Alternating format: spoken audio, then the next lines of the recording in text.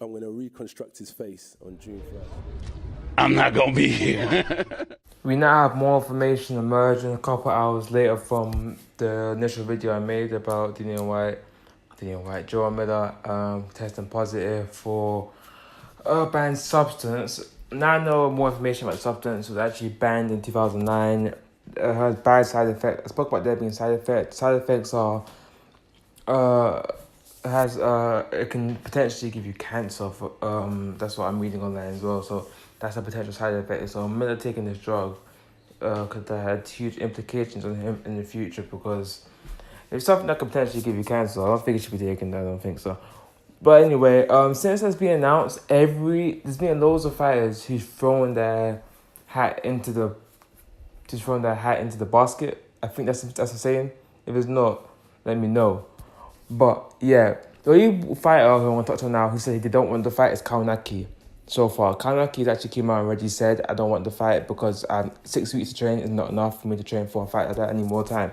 But surprisingly, Dillian White has come out and said that he would take the fight. See, that surprises me, because I didn't think Dillian White took the fight in such short notice. Because one of the reasons why he didn't take the fight initially at the start of the year was obviously the rematch clause.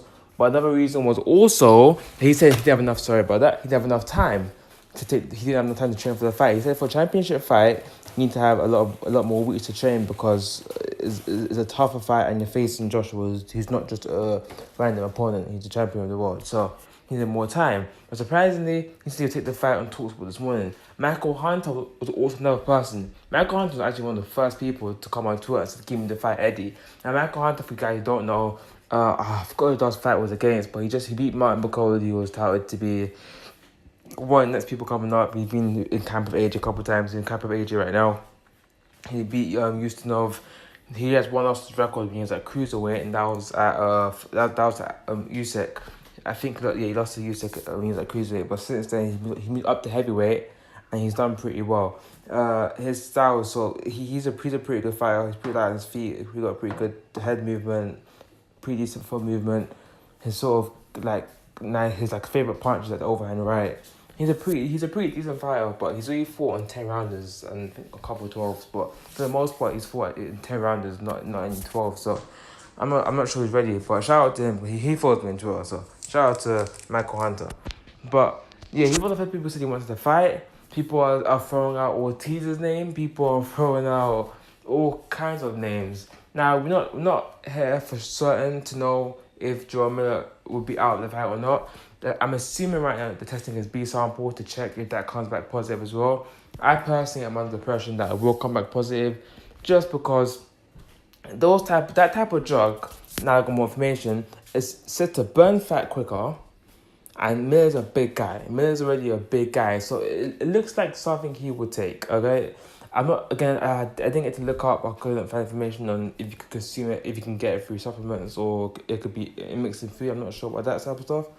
But it's set to burn fat off and enhance recovery time when you're training, and enhance your stamina by up to 70%. That is all attributes Miller would want to burn fat and look a bit more lean. I was watching a video by True School Sports. He's another YouTuber, does sports videos, pretty good.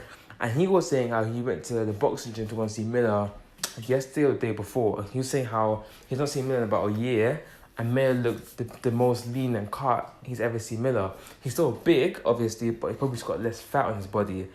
That was interesting. Then he said the next day, and he wanted to get interviewed him, but he couldn't because Miller said no, but he'll do it during the week. Then the next day he came back, he waited about 6-7 hours, and Miller never showed to the gym. So that had been yesterday. So it's all pretty interesting. It's surprising that Miller would do this. You got the biggest fight of your life, biggest payday. You can look after your family like you're talking about during the presses, and then you go and throw it all the way by taking the drug. What angers me about this is, if you're fighting, as far as we know, AJ is clean. If you're fighting another guy who's clean, you're there on drugs, there are dangerous it is for your opponent that you're in there on roided up to the gills, and you're fighting someone who's not. Now you've got this big advantage over him. And what happens if you're fighting this man and you go and you hurt this man? And now this man is got brain damage. This man is paralyzed. This man, you look at people like Jeremy McLennan. I know obviously I think everyone back then was on PEDs, but whatever. So Jonathan McLean, look at the conditions in today. The guy, he's basically blind, he's basically deaf. He can't really walk by himself. He needs somebody around him all the time. He needs 24-hour care because of the hurt he went through in the fight, the brain damage when he was fighting Nigel Benn. Boxing is a serious sport. Any sport is a serious sport. UFC, Bellator, any contact sport is serious. When you're taking drugs and you're hurting somebody else, it's not fair. It's dangerous. It's dangerous enough that you're hitting each other in the head. But now it's even more dangerous, and you're cheating because now you could potentially hurt this person or even kill this person in the ring while you were on roids. That's bullshit. That's not fair. I don't rate it at all. I'm not here for it at all. At all. That's messed up. And I can't swear on YouTube. Very messed up. Miller, he's gotten effed up his highest payday. It doesn't make sense. I wouldn't say he's self-destructing, but stuff like this, I just don't understand what goes through your head. And I don't hear the excuse of, oh, maybe he didn't know about the drug. I heard people say that. That doesn't make sense. It's been banned since 2009. Miller had a banned substance, and you know, this leads me to think Miller never thought he could win this fight from the start. Miller was talking a big game in the presser, doing the push and trying to be intimidating to AJ. Maybe during the pressures, he saw AJ was intimidated by him. AJ looked him right in the eyes like a man, was not scared of him. Maybe looked at him and thought, I know AJ's a better fighter than me. This is gonna be a tough fight. I need to take this. I need to take this enhancement drug to make myself better. I need to come in here at my best, and maybe I won't get caught. It's ridiculous. I don't think Miller ever believed. It's just a shoot, and he took it, and he admits to taking it, just taking it to enhance his performance, and it wasn't like an accident or whatever. He never believed he could win this fight. He never did. That's how he needs this. Why else would you take a drug? If you thought you could win, you wouldn't take it. You know, cool. I would do what I've been doing the last couple of fights. But he didn't do that. He's going to the drugs. Let me know what you guys think. Who do you think should take the fight next? I don't really care at this point. I really wanted to see the Miller fight. I was really looking forward to it. We're 6 weeks away. I was really looking forward to it, but we'll see.